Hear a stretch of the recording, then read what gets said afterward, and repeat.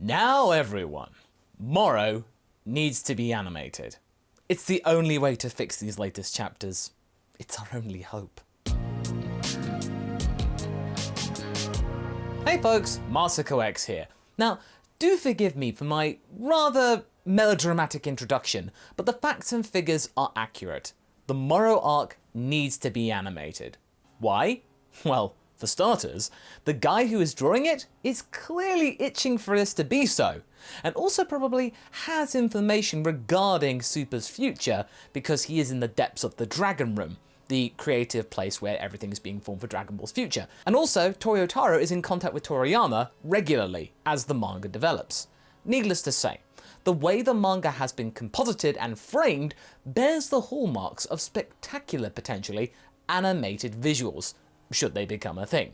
These moments are like the money shots, even if some of the latest portions of the arc have been achingly frustrating. Spoilers, by the way. If you've been a watcher of this channel for some time, then you most likely know that even if we have been lately criticising a lot of the latest Moro saga elements and story beats, we still would like to see this become an anime. Why? Because it has potential. The first half of the saga for sure is very good.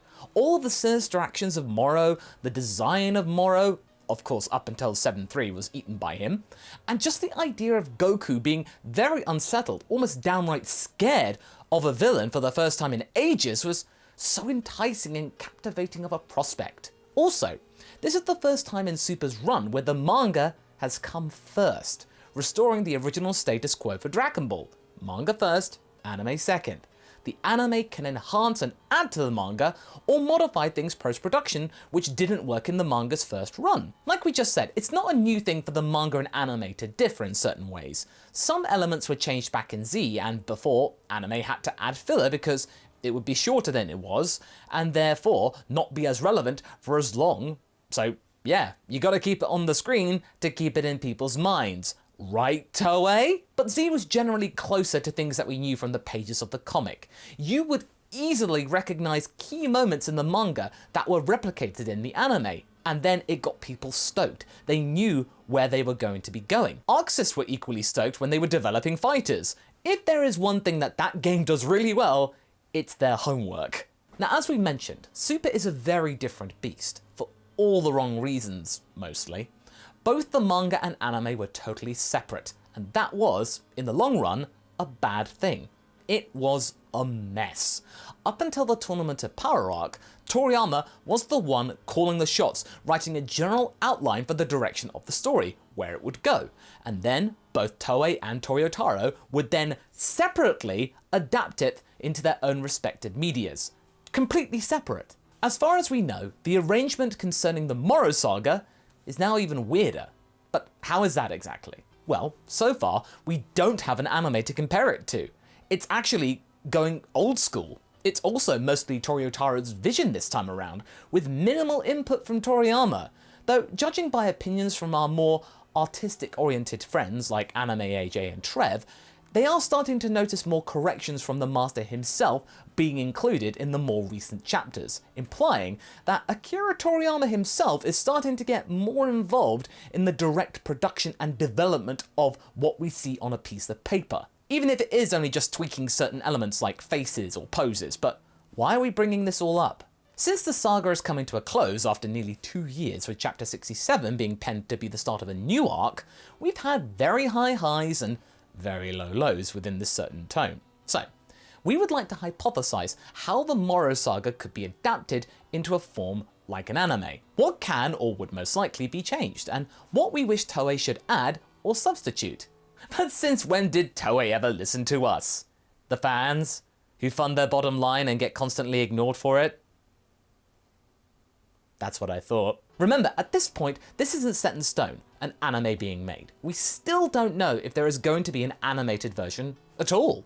But it's still cool to theorize, even if we are a little bit cross with the story right now. So let's start with the most obvious thing, the unfortunately obvious.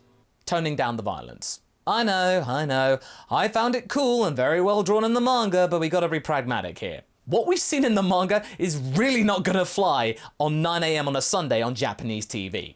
let's face it, the target audience for Dragon Ball Super's anime is not what it used to be back in the day of Z, when it was shown on Wednesday evenings, prime time. You need to tone down stuff, especially since Toyotaro likes his violence. Sometimes when he added it, it paid off, like when he added the whole GOD Battle Royale sequence before the Tournament of Power began.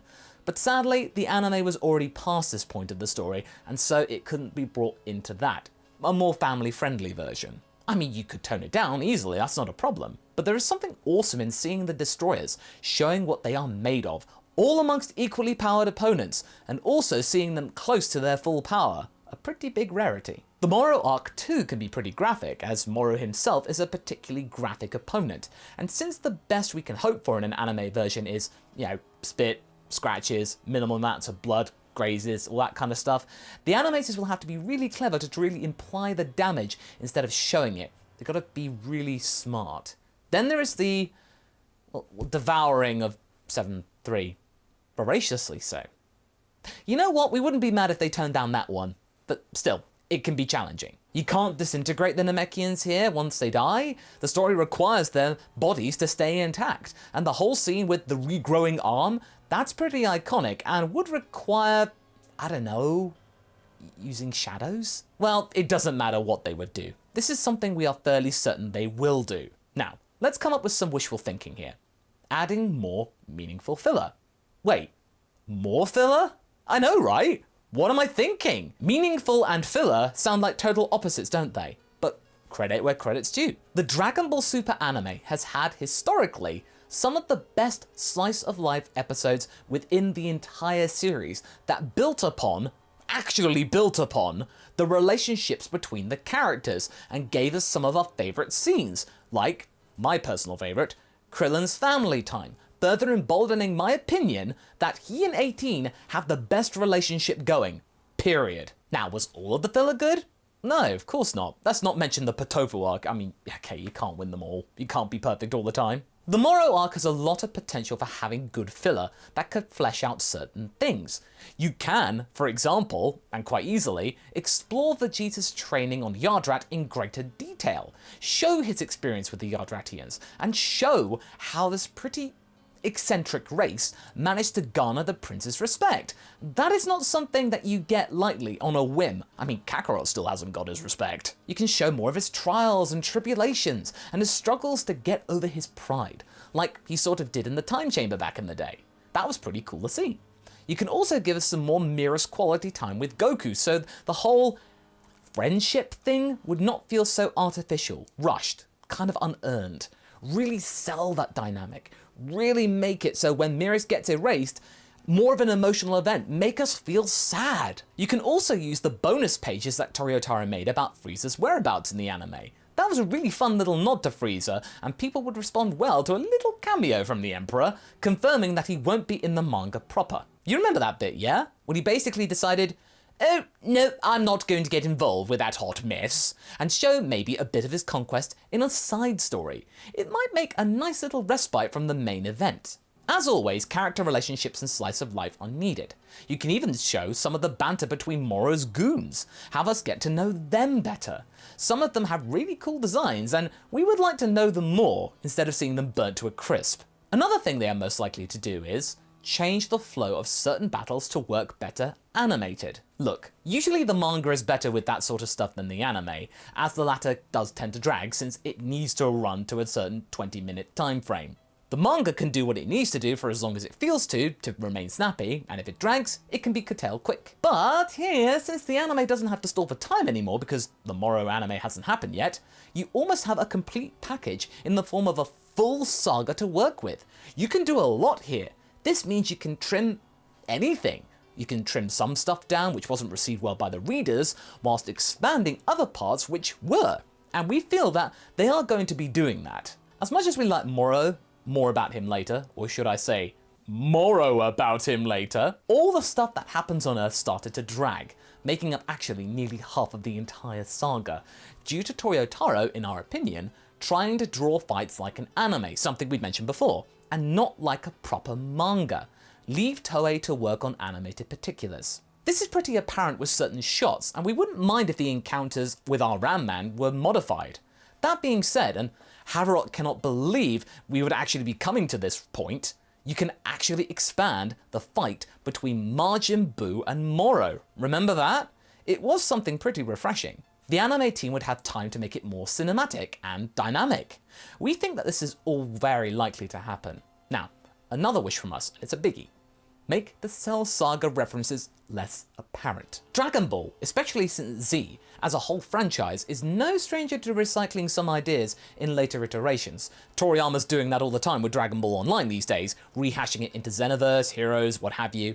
But you can be subtle with that stuff than you have been lately. It used to be a dog whistle references, but now it's like a bullhorn. A lot of what Toyotaro does recently sadly looks like copying and pasting from previous outings, and it leaves a sour taste in a lot of fans' mouths, or eyes to be more accurate. We can kind of forgive inspirations from other media being included, since it shows us a glimpse of what Toyotaro likes. Toriyama also did that all the time. But the sort of repetition that we've seen as of late, look, it can be better hidden, okay? Especially after Goku made a certain mistake once again, despite having the audacity to urge Gohan not to make it back in the Cell Saga.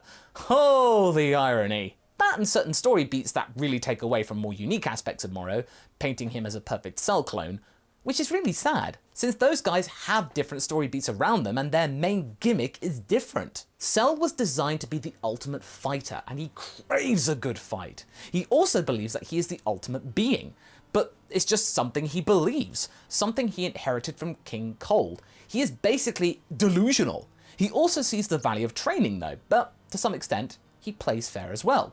He doesn't try to cheat the system until the very last minute when he's backed into a corner. As long as Cell is winning, he is tough, but fair. And as we've stated in our podcasts, up on the lookout, Moro is a survivor first and foremost. He craves power for the sake of power. He considers himself an ultimate form, but he decides to build upon it all the more, all the time, with adapting to situations and outsmarting his enemies, whereas Cell, he just believed he would train a bit, but nowhere near as much as improving as Moro. Moro isn't interested in fighting per se, he just wants to be on top of the food chain. By having certain narrative bits and visuals similar to Cell, you kind of kill that distinction between the two. And we would argue that Moro shows that he is extremely intelligent, I mean for a Dragon Ball villain of course, as well as being cunning, and he can quickly analyze facts. That counts for something. And okay, let's talk about Moro more. There is one important thing we need to say.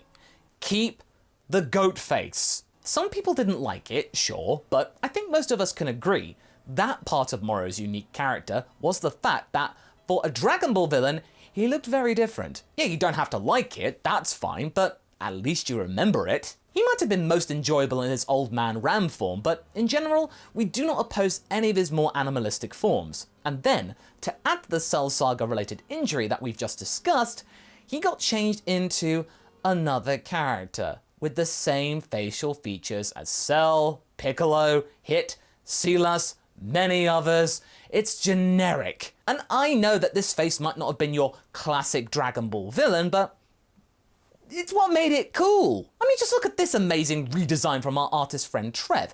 Isn't that already better and in keeping with Moro's MO?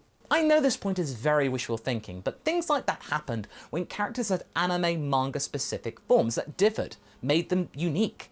Maybe if they decide to animate the saga, they will realize that maybe it would be for the best to keep what made Moro so visually interesting in the first place. Don't get rid of it. And may I remind you, we do like Moro. We still like this character and we feel that he deserves a chance of an animated outing, not limited to just a movie. You can really approach a lot of the stuff with different angles and framing. You can even rewrite some of the recent unfortunate events. After all, the Tournament of Power in the manga doesn't put the responsibility of the tournament on Goku, while the anime clearly does. You can clearly do that with an incident of unnecessary feeding of animals with beans. But let's sum it up. There are ways to recycle the good stuff in the saga and amplify it enough so that people won't be focusing on the weaker parts. It's a distraction technique, but it will look cool. That's what a good adaptation does. And if the thought of a new Dragon Ball anime crosses your minds, Toei, just do it. You have the material ready. You can make something really special with that. Don't just take it wholesale from the manga and we'll be golden. Promise. But what do you folks think? After the last wave of comments, I see many of you are done with this arc, and we can understand why, but would you give it another chance in an animated form if certain elements were toned down a bit? Leave a comment below, and let's get this discussion going, and I shall see you in the next video. Catch you later!